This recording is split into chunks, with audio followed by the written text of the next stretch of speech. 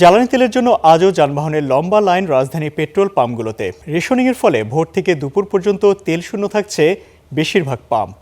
আবার বিকেল হলে দীর্ঘ লাইনে তেলের জন্য হুমড়ি খাচ্ছেন গ্রাহকরা। গত কয়েকদিন ধরে রাজধানীর তেলের পাম্পগুলোতে লরি প্রবেশ করছে বিকেলে, যে তেল শেষ হচ্ছে মধ্যরাতে, যার অধিকাংশ গ্রাহক রাইড শেয়ার করা বাইকাররা।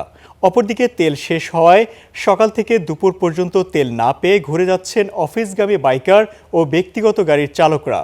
এই অবস্থায় দ্রুত সমাধান চান সাধারণ মানুষ। এই সমস্ত যাওয়া আসার কারণে বা ছোটোখাটো কোনো জায়গায় যাওয়ার জন্য আমরা সাধারণত বাইক ইউজ করে থাকি। সেক্ষেত্রে ফিউলের যে এই যে শর্টেজটা, এটা তো আমাদের হিউজ একটা প্রবলেম হয়ে যাচ্ছে। প্রত্যেকটা জায়গায় খেয়াল করছি যে লম্বা লাইন, আসলে এই লাইনটা মেনটেন করে নেওয়াটা পসিবল না। আমি 3টা তেলের পাম্প ঘুরছি, কোনো জায়গায় নাই। এক জায়গায় আছে, সেই লাইন 3 থেকে 4 ঘন্টা দাঁড়ায় থাকতে হবে, এই জন্যে চলে আসছি আমি। রাজধানীর পেট্রোল পাম্পগুলোর সবশেষ খবরাখবর জানবো। এই মুহূর্তে পরিবার থেকে আমাদের সঙ্গে যুক্ত হচ্ছেন সহকর্মী মাঝার মাহবুব। মাহবুব, অন্যান্য দিনের মতো আজকেরও কি অফিসগামী যারা বাইকার কিংবা গাড়ি চালক রয়েছেন তাদের ভোগান্তি কি আজও একই অবস্থা কিনা আমাদেরকে জানাবেন। আসলেই তো ভোগান্তি আছে, তবে শুরুতেই যারা বাইকার বা ব্যক্তিগত গাড়ি রয়েছেন তাদেরকে একটা ভালো সংবাদ দিতে চাই। সেটা হচ্ছে রাজধানীর অন্যান্য পাম্পগুলোতে যারা অপেক্ষা করেন তারা চাইলে পরিবাগের এই মেঘনা মডেল সার্ভিস যে পেট্রোল পাম্প, এখানে চলে আসতে পারেন। কারণ এখানে 24 ঘন্টা তেল পাওয়া যাচ্ছে, কারণ এটা মেঘনা অয়েল কোম্পানি লিমিটেডের নিজেদের পাম্প এবং এখানে কখনো তেল সরবরাহ শেষ হবেও না এবং হচ্ছেও না। এই মুহূর্তেও আসলে এখানে 24 ঘন্টা অনবরত তেল সরবরাহ করা হচ্ছে। এটি হচ্ছে তার মানে বোঝাই যাচ্ছে যে আসলে তেলের ঘাটতি আপাতত নেই, কারণ সরাসরি ডিপো থেকে এখানে চলে আসছে এবং এরা সরবরাহ করছে।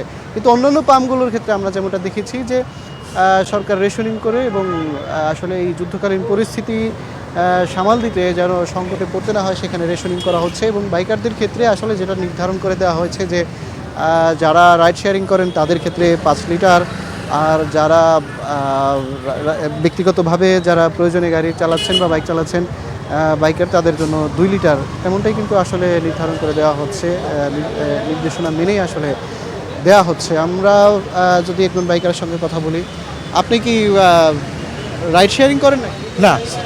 কতটুকু চাইলেন আর পাইলেন? 5 লিটার চাইছি, 5 লিটার পাইছি। মানে এইখানে তো নির্ধারিত কিছু গ্রাহক আছে, আপনি কি তার মধ্যে পড়েন? সরি, মানে এইখানে তো সরকারি যেটা নিয়ম সেটা তো হচ্ছে 2 লিটার করে দেওয়া। এখানে এটা কোনো ব্যতিক্রম হচ্ছে না। শুধু আমাদের একটাই কষ্ট হইতেছে, অনেক দূর থেকে লাইন ধরে আসতে হচ্ছে। এটাই, এরকম না যে বাইরে থেকে কেউ এসে ঢুকে অনৈতিকভাবে নিতেছে, তাও না। তো একটু কষ্ট এটাই যে দাঁড়ায় থেকে নিতে হচ্ছে।